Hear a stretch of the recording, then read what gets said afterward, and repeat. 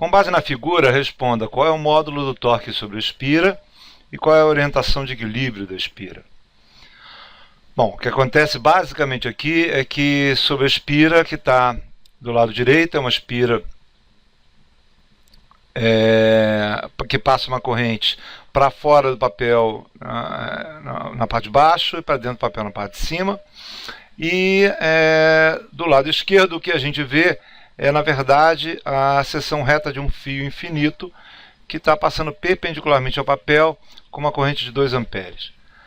Esse fio infinito gera campo magnético em cima da espira e, consequentemente, esse campo magnético gera um torque sobre a espira e pode gerar ou não um torque sobre a espira, é isso que a gente vai analisar, certo? E a espira vai ter uma posição pelo qual ela vai estar em equilíbrio, isso que a gente vai também analisar. Bom, com relação ao torque, a ideia é simples, a ideia é conhecer o campo magnético gerado pelo fio infinito em cima da espira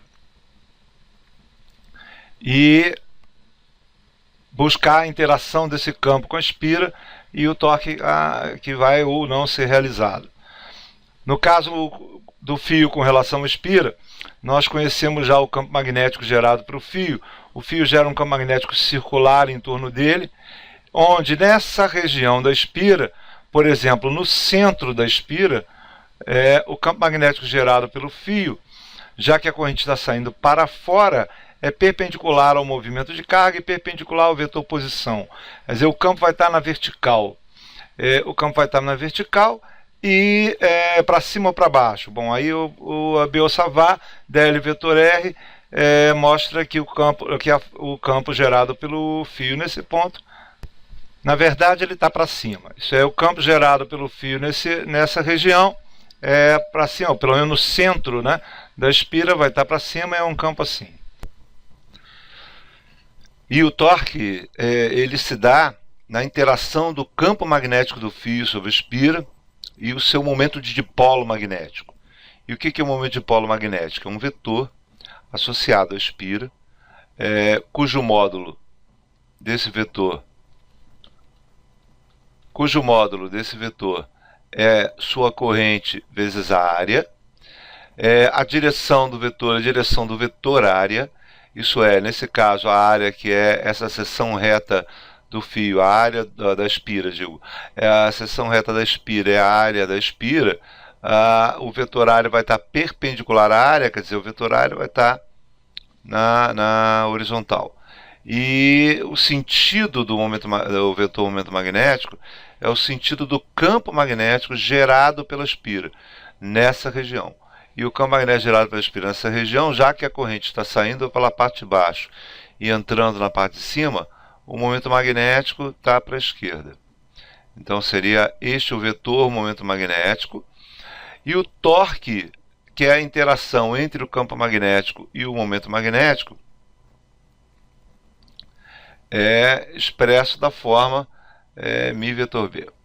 Então, μ vetor V é o torque de interação entre o campo magnético e o momento de dipolo magnético da espira. Pelo produto vetorial μ vetor B, esse torque vai ser para dentro do papel, quer dizer, o torque vai ser o vetor torque nesse sentido. Consequentemente, o vetor torque nesse sentido, a espira vai girar no sentido horário. O valor do torque, como está pedindo no item A, a gente pode calcular de forma fácil, sabendo que o módulo do torque vai ser μ vezes B, já que os dois são perpendiculares. Então, o meu I é a corrente da espira vezes a sua área, vezes o campo magnético. E o campo magnético gerado pelo fio, nós já conhecemos, foi calculado no exercício 18, se você quer retornar lá para ver como se faz, está bem explicado, é M0I sobre 2πr. Aí, nesse caso, é o I do fio. Então, nós teremos o I da espira, vezes a área da espira, vezes M0I, o I aí do fio, sobre 2πr, certo? E a conta fica a seguinte: a corrente da espira é 0,2 amperes. A área da espira é πr². O raio da espira é 2 milímetros, então é 1 milímetro. 10 a menos 3 ao quadrado. Vezes 4π vezes 10 a menos 7. Vezes a corrente do fio, que é 2 amperes. Tudo isso dividido por 2π vezes R, que é a distância entre o fio e a bobina, e a espira. Isso é 2 centímetros. 2 vezes 10 a menos 2.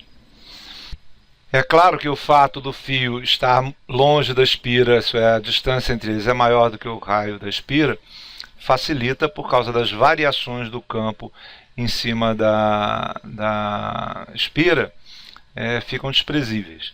Então a gente pode considerar o campo praticamente homogêneo nessa região. Então,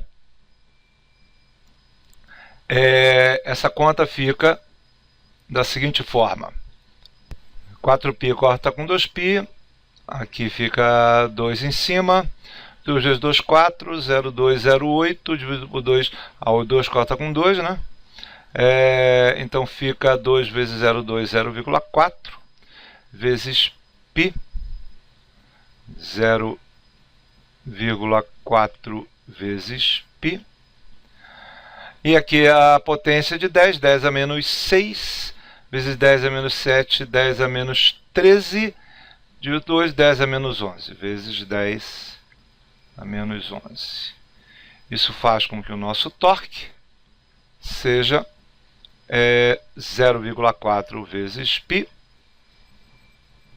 Isso é 1,2 vezes 10 a menos 11 Newton metro. Esse é o nosso torque, certo? O valor do nosso torque sobre a espira. Bem, o item B é de qual é a orientação de equilíbrio da espira. Ora, a orientação de equilíbrio da espira é quando o momento magnético é paralelo ao campo. O momento magnético é paralelo ao campo, o torque é zero. Se ele estiver oposto ao campo, ele vai estar até em equilíbrio, mas o equilíbrio é instável.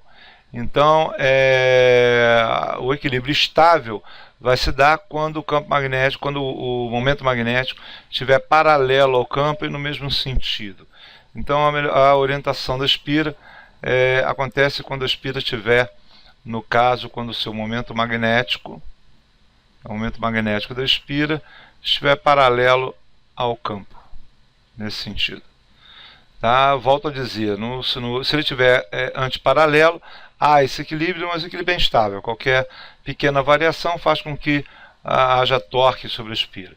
Se ele estiver nesse sentido, ele é equilíbrio estável. Por quê? Porque qualquer pequena variação faz com que a espira tenda a voltar para a mesma posição. Então o equilíbrio nesse sentido é estável. É isso.